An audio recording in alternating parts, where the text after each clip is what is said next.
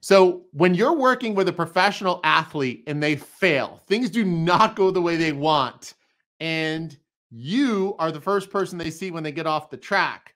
How do you manage an athlete when that vibe and energy is off, knowing that the night's not over? Like, it could be practice, it could be qualifying, but there's more work to do. So you got to get them back to a level headedness. What's kind of your strategy to get your athletes back to center and back to a frame of mind that can serve them better than the one they come off the track with? So honestly, the biggest part is to get them to realize what they've done wrong, Mhm. and the faster you can come, I don't know, you should say you can come to conclusion on what they've done wrong, is the faster they'll move on. So like, okay, I did this wrong. Well, let's fix it. And the biggest thing is leave what's already done in the past, because if you sit there and you dread on it all day, you're not going to move on. That's It's, so true. So we're here with Dalen Vernazza. He is a mechanic for motocross supercross team called Phoenix Honda, based in North Carolina. Works with an athlete by the name of Coty Schock, real fun-loving guy who we'll talk about as we go on. So just to a follow-up with that question, relationships are interesting because in your sport, supercross, motocross, which, just to be clear, motocross is dirt bikes outside competing, usually a gate of about 40 riders. Supercross is most of the time the same athletes for the most part, but competing indoors, but only 22 athletes. You're spending a lot of time with these athletes. You with Coty, how do you guys find balance? Because it's almost like dating. I mean, you'll probably spend more time with him than you would with your girlfriend, and same with him. How do you manage just the balance of it all? I mean, do you guys have certain boundaries or certain, like, hey, for 3 days after a race weekend, I just don't want to see you. Don't text me. How's it no, go? honestly, I can't avoid them like that because we live together. so, so no, our relationship is definitely different than most other riders and mechanics that only see their guys on the weekend. I'm not saying all guys and mechanics racers are like that, but Coty and I, our relationship's pretty tight. So we live together. I mean, shoot, we eat dinner together. We're at the track all day together. If I'm in the shop doing bike work or whatever I got to do, he'll pop in. Hey, what are you doing? Like, he'll hang out for a little bit. We also have a gym here at the shop that all the riders come and use. So there's literally not a day that goes by that I don't see him. So no, it's definitely like when we're working and like on a Saturday, for example, it's strictly business. Yeah, like I mean, with Phoenix and all the guys, like we have our laughs and everything like that. But when it's crunch time and it's time to get work done, everybody knows the serious side. And as far as even with Coty, it's like we have work as work, and then when we're home during the week, we do our own thing. Like, hey, you want to go to the mall? Hey, you want to go watch a movie? Hey, you want to? Because there's also times where I mean, him and we want to get away from moto in general. So Yes. like I work, I'm here at 7:30, and between the day of riding and all that, going to club and back, I'm not back at the shop till 4 or 5. Wash, prep a bike, and get ready for the next day. I'm not home till 6 or 7. So like by the time I get home, I don't want to talk moto, and he knows that. So um, we're either watching Netflix or playing video games. Honestly, Call of Duty or whatever the case may be, just to do something different. But yeah, it's just we have our relationship where work's work and friendship is our friendship. But at the same time, he's more of a friend. It's kind of like a brother. So we definitely get along in that aspect, which is good. I love it. Have you guys got hooked on the Drive to Survive series yet on Netflix? Not yet. Not Ooh. yet. Honestly, what we watch is uh like Outer Banks, All American, or what's that show like Too Hot to Handle with all the girls in one house and they bring in different guys and they all try to have relationships and all this nonsense and it's just like who's gonna survive in the house for this money prize at the end of it. It's all like catchy stuff. Yeah, and it's so funny because even myself, I'm pretty intense. I mean, I'll wake up at 4 o'clock, you know, and I'm coming up with plans because I'm a mental performance coach. So I'm coming up with my plans for my one-on-one athletes. I also have a bulletin, a news bulletin, and, you know, I've got a group coaching program. So I've got a lot of moving parts, and it's interesting because, to your point, you know, I wake up at 4:30 and then I'm usually full bore for like 7 hours, you know, till like 11:30, which at that point is almost a full day. But then at that stage, I know I need a break. I'll go to the gym and I'll come back and work for a couple hours. But it's so true. Like when I go to the gym, it's like I just want to break free and just like you free my mind. decompress. Yeah. Like I mean, like motocross, supercross, like everything's great. Like I mean, I grew up racing a little bit my whole life, and I stopped racing in 2017 as an amateur and all that stuff. But it's like, I liked it so much. I wanted to stay in the industry, and I love bikes. And like, for example, Coty loves bikes, and it's kind of all we know. And at the same time, like, it does get old sometimes. You do have your days that are just like, damn, like, honestly, dirt bikes suck sometimes, you know? It's like you have the thought, it's just like, let's get away for a little bit, or like, let's go to Top Golf, or let's just do something else other than bikes. Just clear the mind. So, Oh, for but no, sure. Yeah. honestly, it's fun. It is Yeah, and fun. it's funny because you even think about it like in life in general, and everything's about balance, right? Like Yep. things are born every day, and then things die every day. There's Yep. night, and there's, you know, there's daytime, there's snow, there's fall. You know, there's all these different things that come into balance. You know, and it's a big thing. You know, because Yep. you realize that most of the time you can find that your unhappiness or maybe some of the lower vibes that you have oftentimes point back to you just being out of balance. You know, think about it. If you work too much, or you don't like your job and you're just, it's like full bore when you're at work, you burn out, you start to realize that balance is a huge thing. So let's move things to a track situation. I'm very curious because I'm a big proponent of setting the tone. Matter of fact, I set the tone with my athletes and myself before our 2 feet hit the ground out of bed every morning. That's always my goal, is to have like a feeling-based intention and just really be intentional about setting the tone for the day. How do you and Coty and your team even manage vibe and energy and setting the tone when it comes to a race weekend? Is there anything that you have done or that seems to work, or are there things even that don't work that you try to avoid? And give me a little bit more ideas on what like a morning would look like and how you manage a vibe on a team like yours, the Phoenix Honda team. So honestly, we have between riders and mechanics, we have a solid group of guys. We have Chris McCracken, who's Cullen Park's mechanic, Colby Lamb, Braswell's mechanic, and then you have Heath Harrison, who's Jace, and I'm Cody's. And the best thing about us is we all get along. So having a relationship where everybody gets along makes it that much easier. Everyone's willing to help one another when needed and all that stuff. As far as like with Coty and keeping the vibes high, like you're saying, is Cody's will have a good day on a dirt bike as long as he's smiling. Interesting. So dirt bikes make him happy. Riding his dirt bike makes him happy. If he's not riding his dirt bike, he's not happy. So as long as I keep him high, excited, happy, high vibes, he'll have a good day. Nice. So not every day goes as planned, yes, but most of the time, as long as he's happy and focusing on himself, he'll ride his dirt bike. That's huge. You know, So, and you start to realize that yeah, like athletes that don't focus on themselves and they shift their focus on someone else, yeah. it's almost a guarantee that it's going to throw things off. How do you keep Coty focused on himself when he's tempted to focus on another athlete or maybe even be thinking in the past? So, as many of you know, like Coty and his injuries this past year, it brought him down a lot.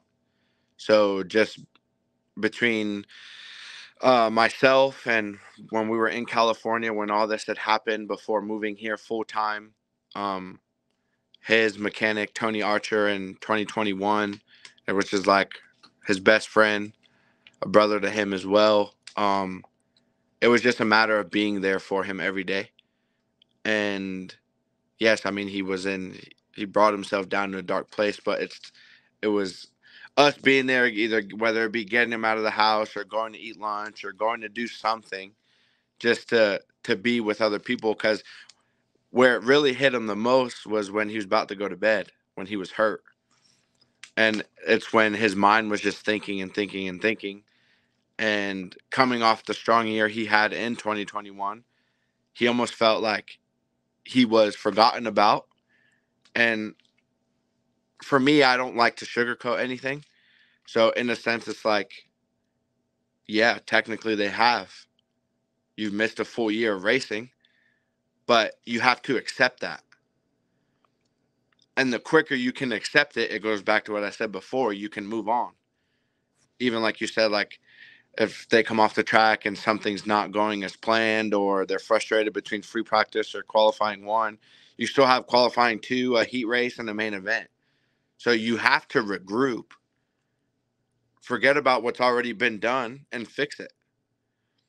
It's so true. And I love how you say that, because, you're one of the people that, and that's why I wanted to interview you, is with mechanics in your sport, Yeah. you guys are oftentimes the one that has the most influence over the vibe over your athlete, their ability to let go. It's almost like you're this on-site mental coach that also has, like, some really good skills on how to work on a motor. It's like you have so much power and influence over them.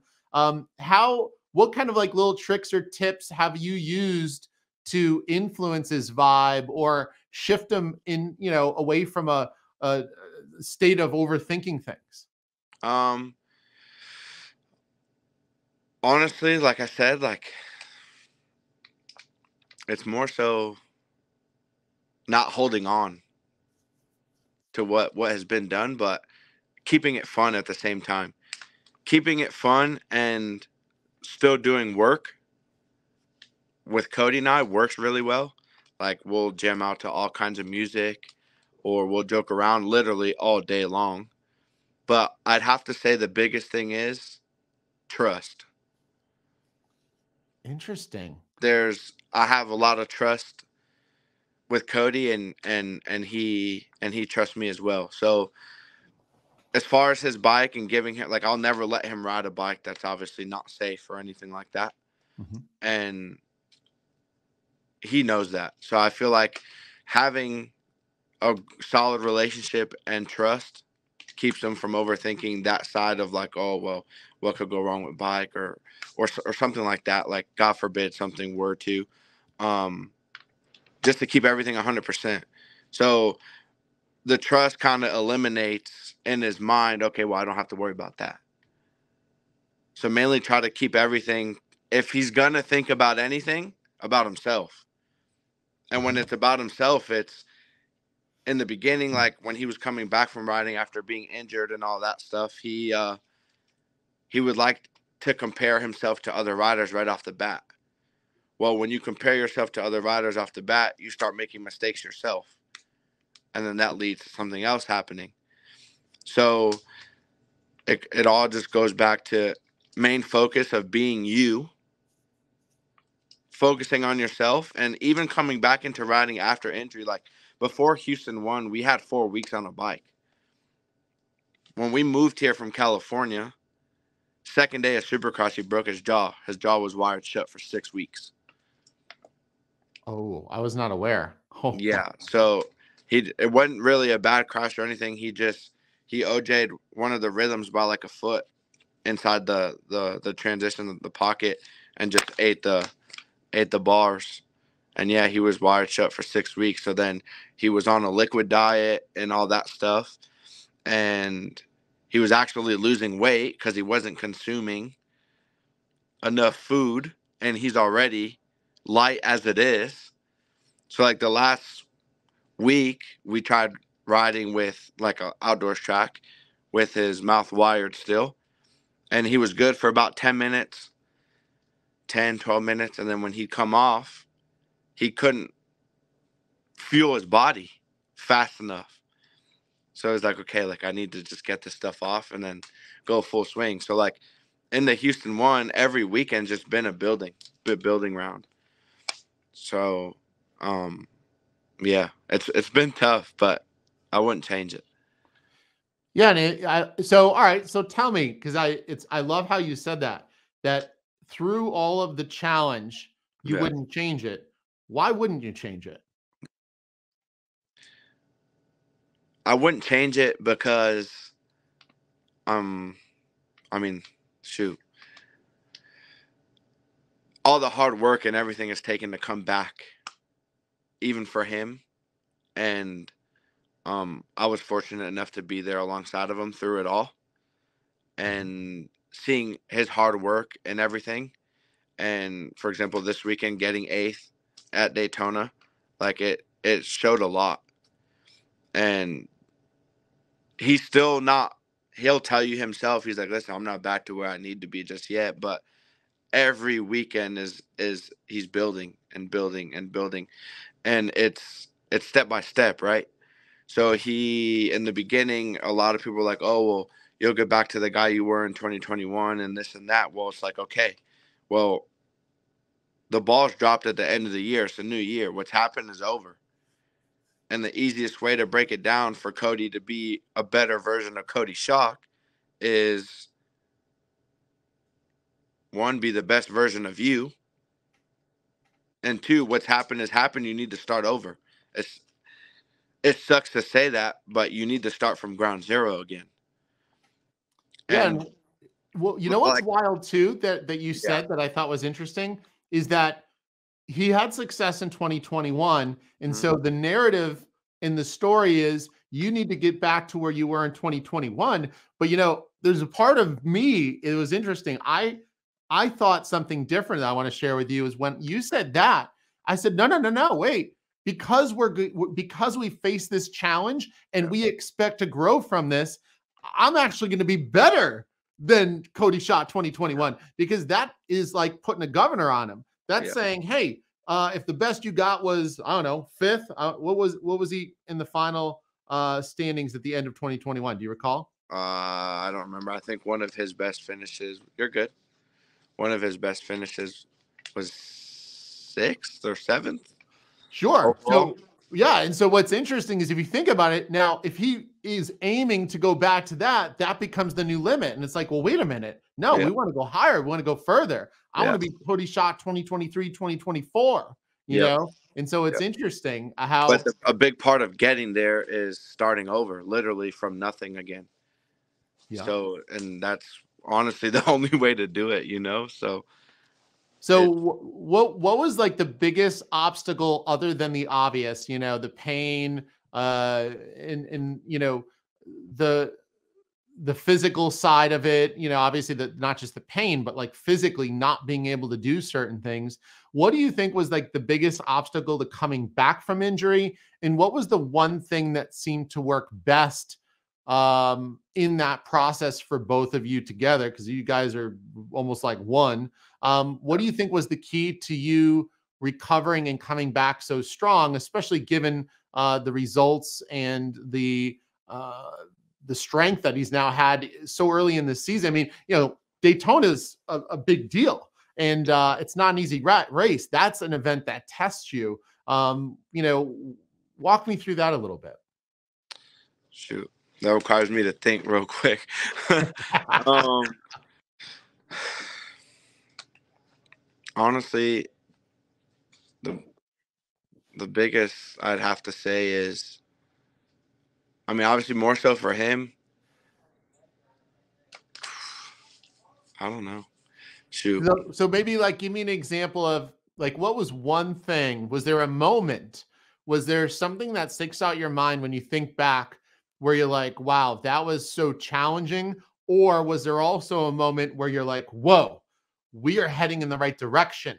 This is good. Like we're back. Like when did you know that wow, like we're heading in the right direction and we're back? Maybe that's a better question for you. Um,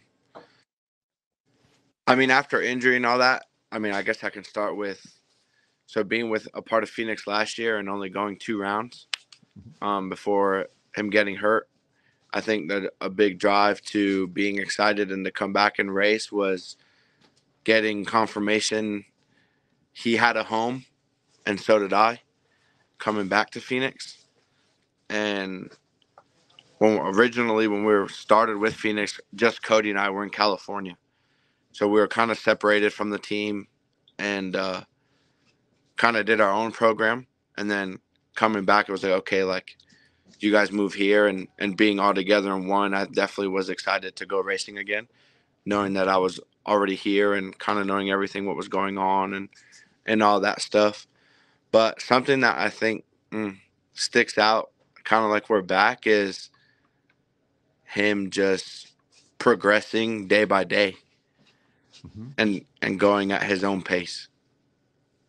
I like that. Yeah, and you know, you think about it, there's not always this defining moment. Sometimes it's just stringing together that 1%, you know, and even the athletes I work with, it's always like, hey, what can we do to gain 1% today? Not tomorrow, not this week, not just let's be better 1%, because that's very open-ended. If I say, hey, Dalen, you know, let's find something you do to become 1% better, well, there's no time frame to it. And so I like where you're going with that, because with me, I'm always trying to get my athletes every single day I talk to my one-on-one guys. I'm like, where's the 1% today? Yeah, and like, it sounds like that you guys had a version of that where there was this daily progression, and it was always looking and finding the answers as to where that 1% lied. Yeah, so like before the first round, obviously he was strong, but he was still trying to get his fitness back. And like we do a 15-minute plus one at club, and like 10 minutes will come and he's dead nuts tired. So come building up to the first round, and even now going into Indy, it's like, okay, well, now going into Indy, we're a little bit better. From Daytona, obviously, a little bit better. But at the practice track, every day was trying to last another lap. So taking it literally lap by lap. That's crazy. Yeah, like literally, not even figuratively, like literally, like, all right, we did 14 laps last time, or 10 or 8, whatever it is. Now we're aiming for 9. It's like, wow, you know. But you know what's great though, that I love about that is you know, that's, I think, where people get stressed out, and that's where people kind of spiral out of control, or sometimes even procrastinate. You know, like if all of a sudden, let's say you're making, you know, I don't know, 100 grand a year and you want to make 200. Well, that's a great goal to have, but you're reminded every single day that haven't hit 200, haven't hit it, haven't hit it, haven't hit it, haven't hit it. Whereas if you just break it down and be like, all right, well, in order to get to 200, let's just say you sell a certain widget.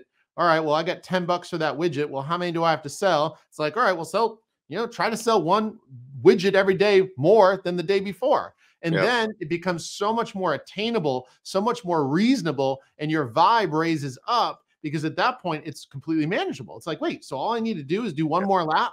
All I need to do is drop 1/10, or all I need to do is, you know, stay a little bit lower. You know, if you run like a lit pro or something, I just need to decrease my air time by like 2 seconds, you know, a session. Like, that's huge. It's all kind of stuff. So like you break down a Supercross track, it's like a 10th here, a 10th here, a 10th there, all within a lap.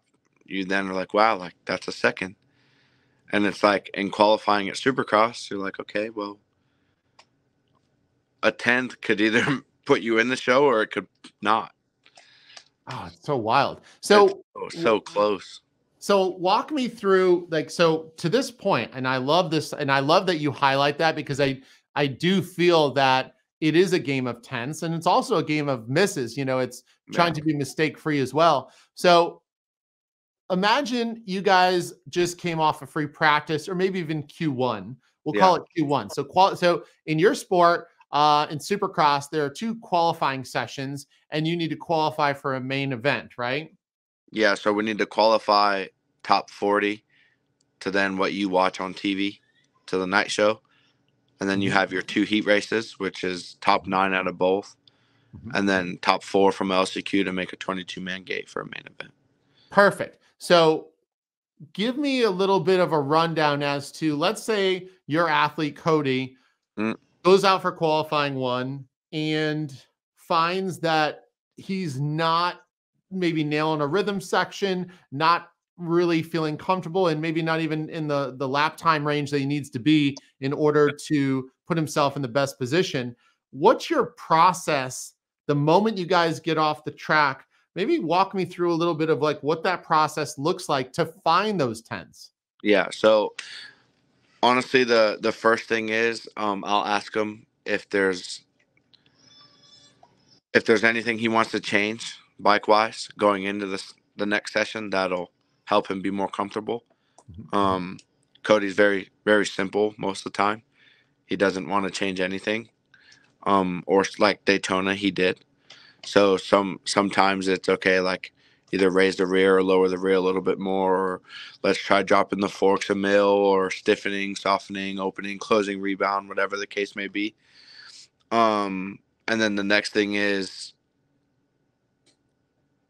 the track. We'll talk about a rhythm or the track, or even go on live timing and break down segment times. So like, okay, segment times, for example, you're 5th, but you do a whole lap and you're 15th. So like, what are you doing here but not here?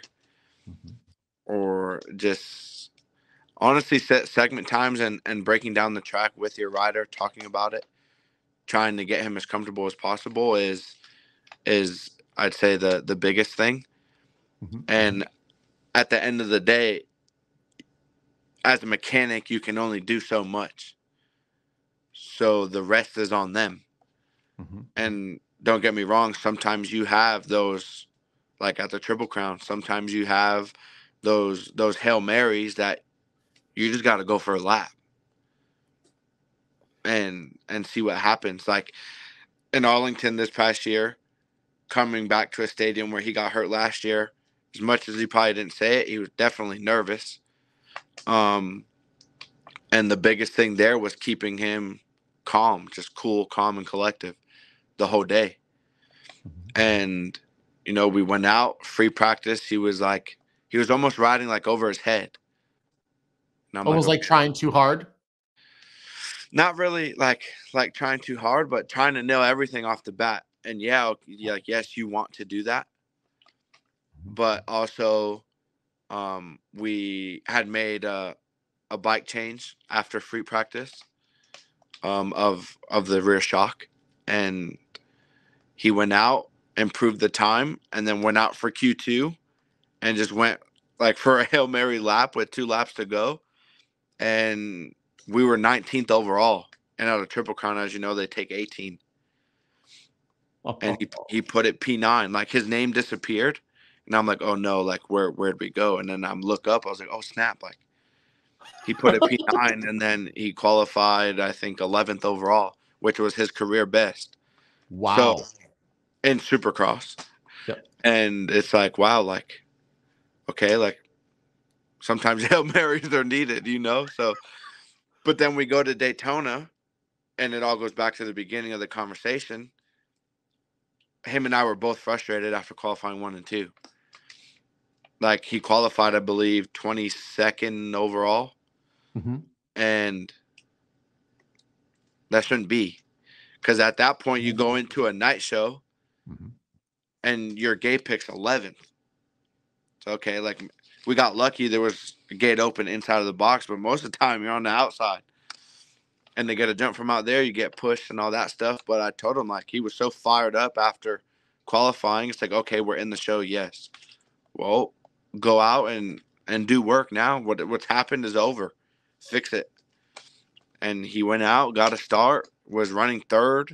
I think he ended up 6th in the heat race. And then in the main event, his jump was okay, but it was dry, so he got a little bit of wheel spin. And I think he was like 20th on lap 1. And he honestly just put his head down and was just riding. And we were 7th, and I think Bloss got him with 2 laps to go, and he P8. So I'll take it. Again, still building and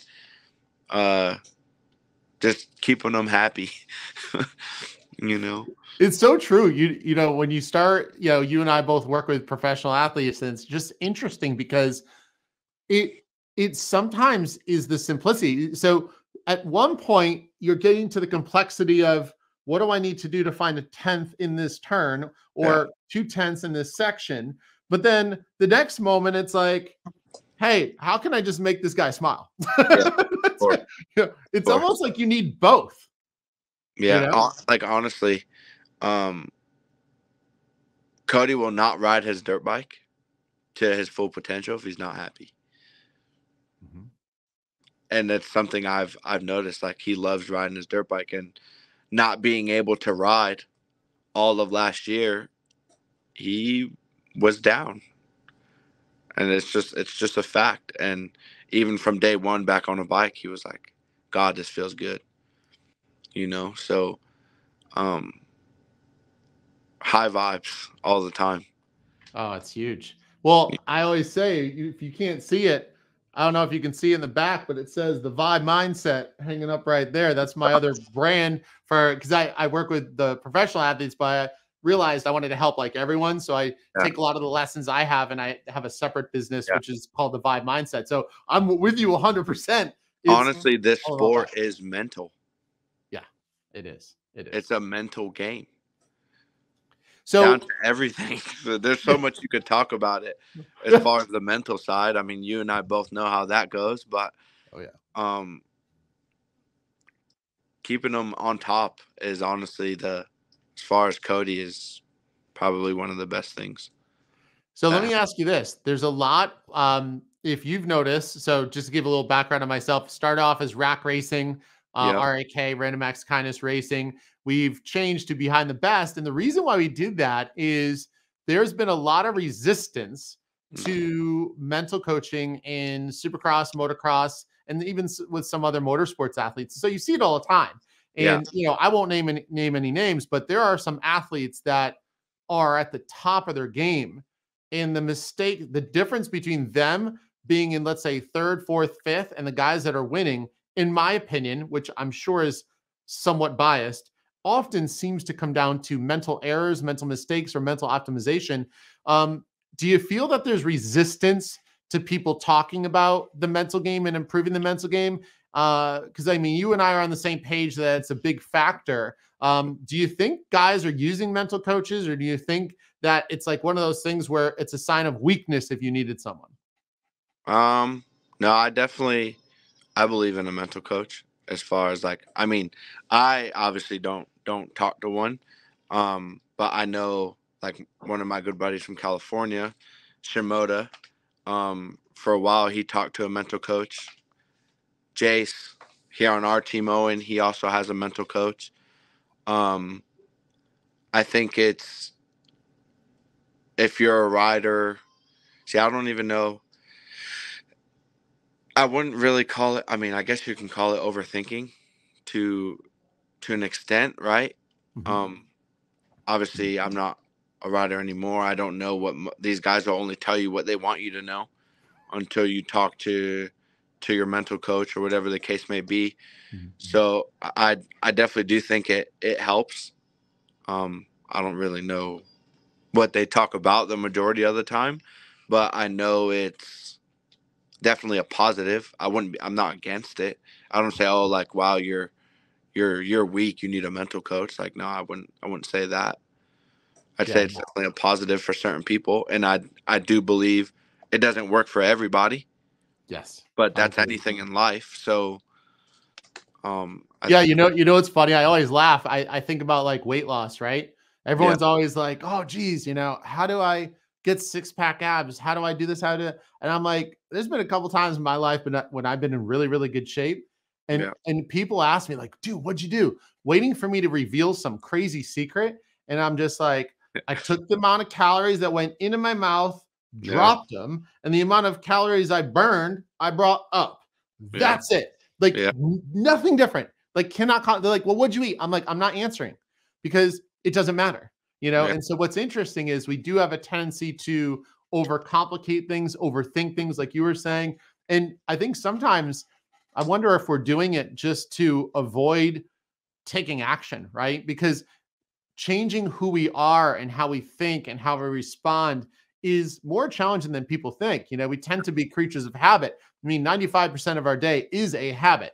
it's a habitual set of responses, and there's a trigger, a response, and things that I do and say, and preferences I have. And you start to realize that we just don't want to break the habit of being ourselves for the most part. And so I think, to your point, I agree that there's a lot of things, whether it's mental coaching or a bike adjustment, but a lot of us just don't like to adjust. And you see that a lot with athletes in your sport who are always chasing the elusive word comfort. They're trying to feel comfortable on their bike, but yet you wonder how much of comfort is perception versus reality. In other words, is the bike the problem, or are you the problem? Where is this lack of comfort coming from? It's a very interesting and fascinating subject. So yeah, I mean, I'll say over and over again, Coty will ride anything. I love it. That's huge. And he's been like that his whole life. Like, he's never been picky. And so I'm very lucky to deal with a rider that's pretty calm about everything for the most part. The only thing he likes is his front brake to be super, super touchy. But that's really the only thing he has. So I definitely see where you're coming from. I know, because there's a lot of riders that will blame the bike over anything else, which as a mechanic can be frustrating as well. And then it's like, okay, you fix that problem. Well, now he's still not comfortable. Well, what's the problem now? I love it. I love that one. Yeah, I fixed the problem and you're still not comfortable. Yeah, so what's the problem now? So I definitely agree with you there. It could be you, and it could be the bike, or sometimes it's not the bike and it's not physically like you doing something. It's you overthinking, which goes back to the mental game again. So yeah. Interesting stuff.